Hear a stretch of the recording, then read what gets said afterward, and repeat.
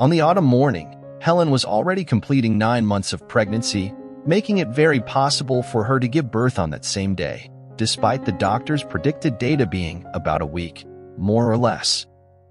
Mark, her husband, wanted to take some selfies to remember these memorable moments and show them later to their future son. The only problem was that Mark wanted the photos to be different.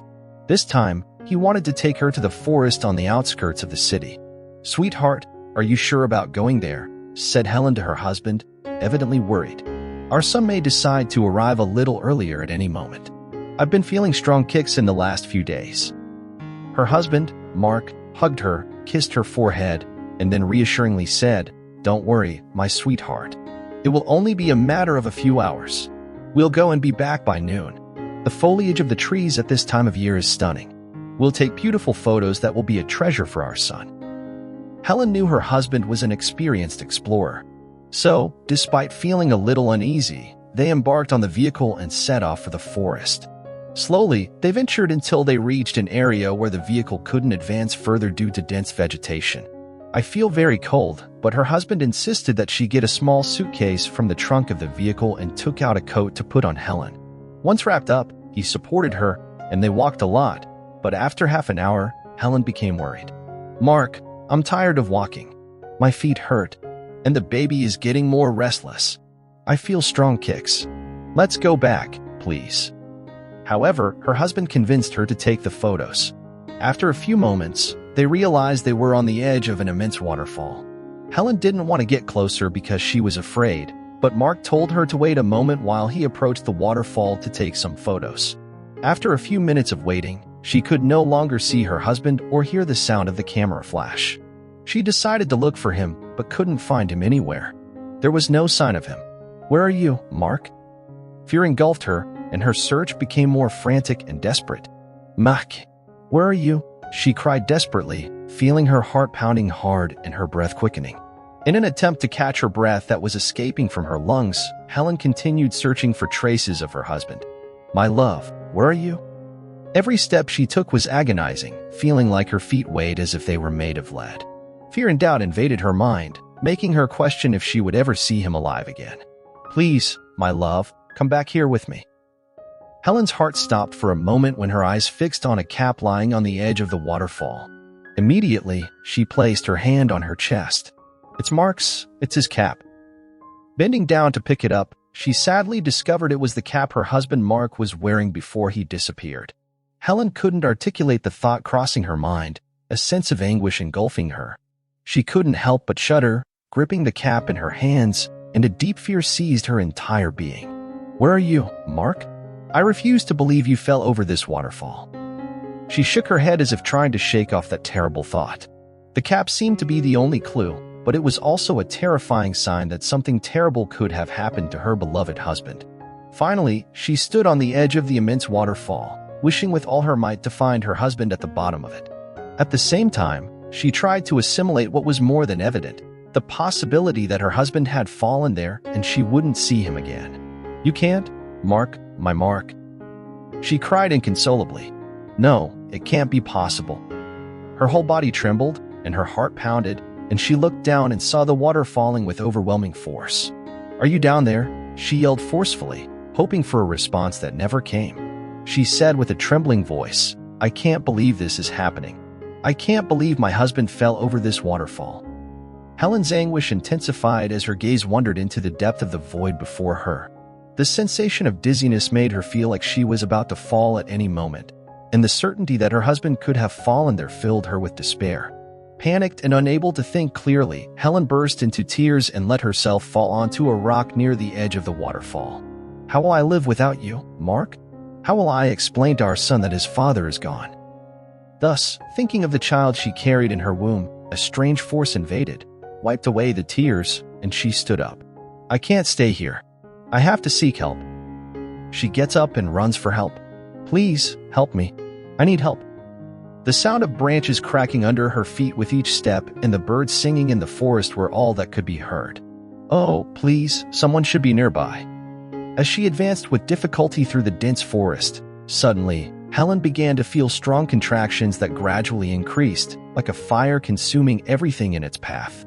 "Help, please," she cries again, but silence is the cold response she receives. "Help me. Someone, help me." The echo of her voice fades into the distance, as if there was nothing else in the world beyond her and her desperation. Several hours had passed since she arrived in the forest, and the anguish of losing her husband mingled with the labor contractions that seemed imminent. "I can't keep going like this. I need to find help. Is anyone here?" Despair reflects in her voice. Helen continues to ask for help, but the forest remains in disturbing silence. With each step, her body shudders with discomfort, while uncertainty and fear invade her. "God, I won't be able to do this alone. Help me endure this difficult moment and overcome the danger of bringing my child into the world in this hostile place." She looks up to the sky with eyes filled with tears, as if waiting for a response from the Supreme Being, but despite everything, she continues to move forward, fighting with all her might. Ouch, ouch, ouch. Her groans resonate in the environment, each contraction making her stagger, but she doesn't give up. "I need to find help before it's too late." She makes a great effort to keep moving forward, ignoring the discomfort and uncertainty surrounding her. Suddenly, she feels something strange in her belly. Ouch, ouch, ouch. She lets out a long scream as the contractions intensify. She knows the time has come. "My son is about to be born." Groaning, she fights the discomfort she feels, looking around for any sign of help, but the forest seems darker and more dangerous than ever. An endless stream of tears flows from her tired eyes, while her heart beats strongly and her mind sees terrifying thoughts. "God, I need your help. I need a safe place to bring my child into the world." Although hopelessness overwhelms her, she tells herself that it's not time to give up. Trying to distract herself from the difficult moment, she talks to her child. "Hold on a little longer, my son. Mommy will get help." In a titanic effort, Helen continues to walk in search of someone to assist her, but her efforts are in vain. "Someone, please, help me," she shouts again with the little strength she has left, but with the hope that someone will finally answer her call. The night finally falls, and Helen is paralyzed as she feels her water break. Desperate, she begins to backtrack in the direction where she left her vehicle. Her terror increases when she discovers that the vehicle is no longer there. Now, what will I do? Panic overwhelms her as she tries to ignore the discomfort she feels. How will I find help in the middle of this darkness? How will I find my way back to civilization without help? As she continues to walk, Helen feels the contractions becoming more intense. In the distance, she spots an abandoned cabin.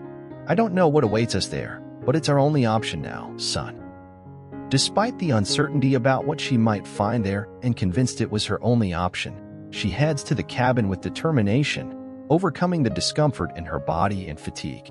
She manages to reach the cabin and lets out a sigh of relief when she realizes she can't take another step. Leaning against one of the cabin's walls while thinking, "At least here I can rest and give birth.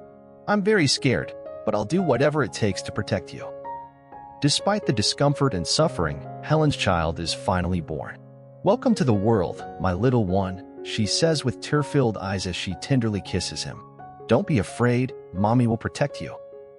The next day, mother and son remain in the cabin. She decides to venture out with the little one in her arms to continue seeking help. "We can't go on like this, son. We need to find help soon." She walks for hours, but only ventures further into the forest. She is completely disoriented, exhausted, and can barely breastfeed her little one.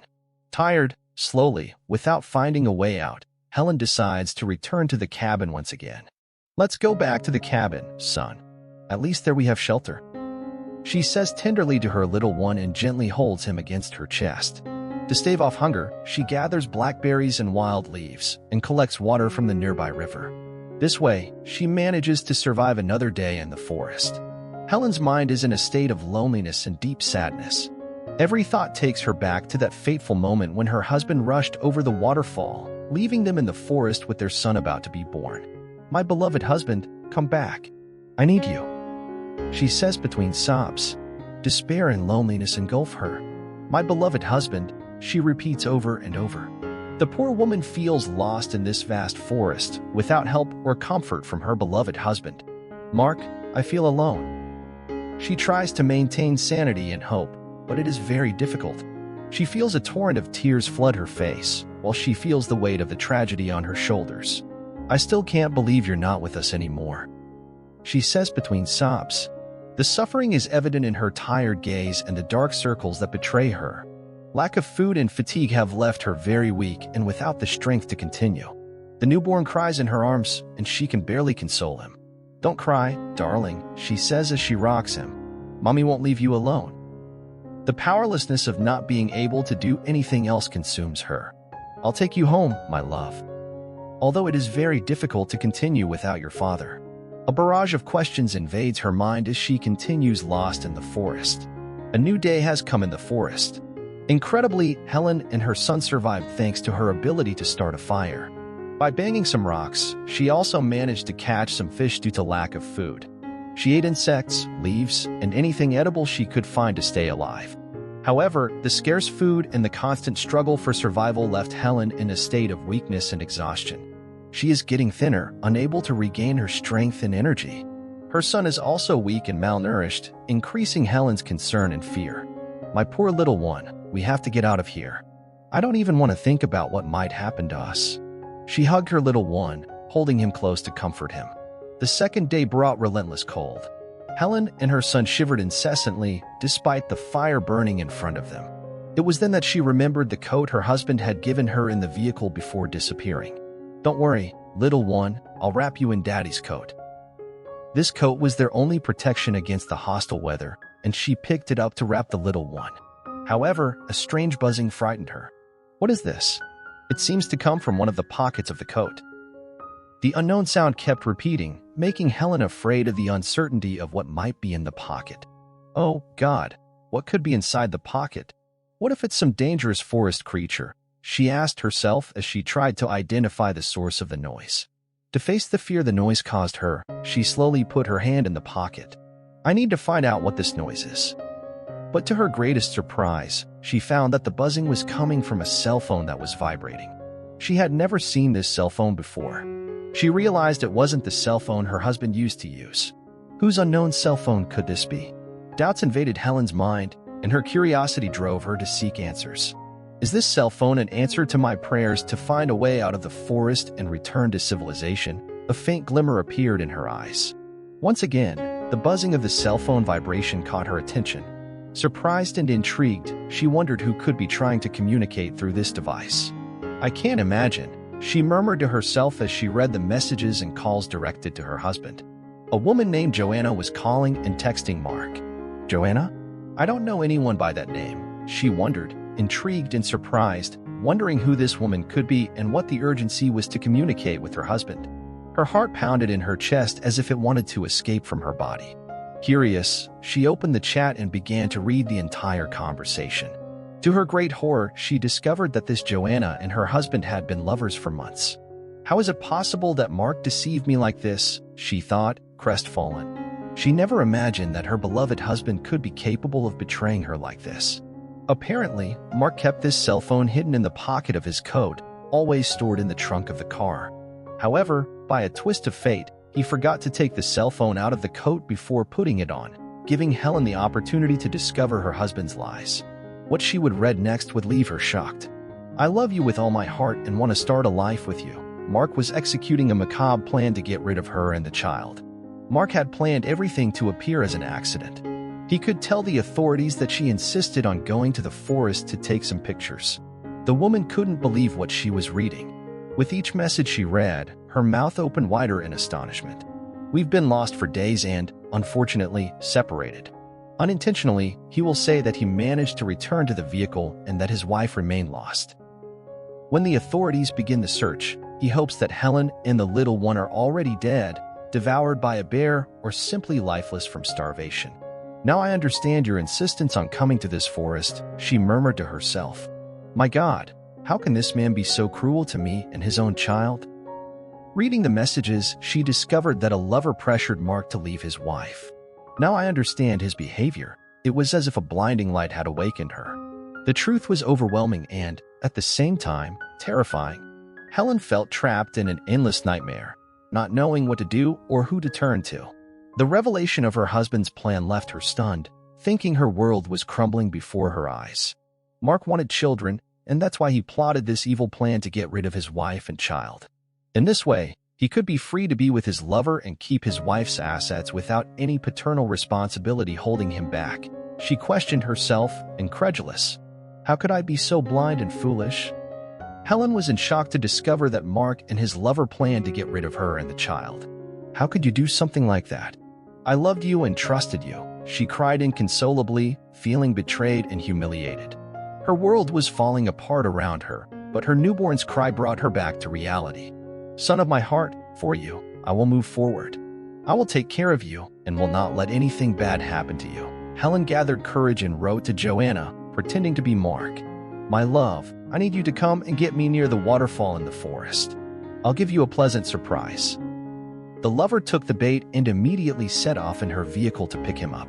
Upon arrival, her heart almost stopped when she saw that it was not Mark, but Helen with her child in her arms.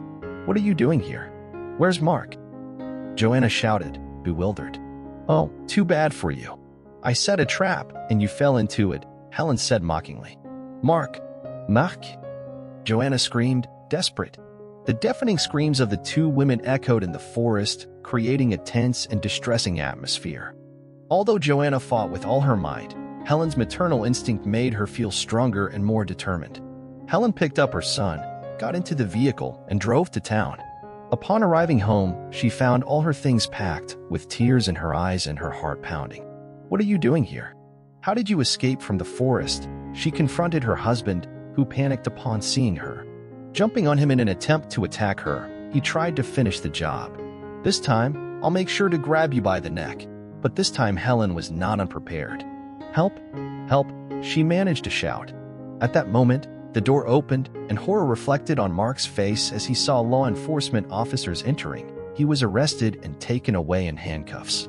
Shortly after, Joanna was also detained. Both were taken to prison to pay for their crimes. After this dramatic episode, where Helen and her son almost lost their lives, they were finally able to return home. Although the first days were difficult, she managed to rebuild her life little by little and find the happiness she deserved so much. Years later, Helen met a man who truly loved her and became a real father to her son. He not only took care of them and protected them, but also supported them in their dreams and goals. Together, they formed a happy and united family, full of love and respect. Helen felt grateful for every moment shared with her husband and son, but she never forgot the day she had the courage to fight for their lives. Looking back, she knew she made the right decision to leave behind a life filled with fear and uncertainty. With her husband by her side and her son growing strong and healthy, she found the peace and happiness she longed for. Although she never forgot what happened, she was grateful for finding the love and security she deserved. Here we conclude our story for today, but before we say goodbye, I would like to hear your opinion on this interesting topic. How can someone be capable of taking the lives of their wife and child to avoid responsibilities and obtain material goods? What do you think of Helen's attitude to save her son and return home? See you soon. May God bless you.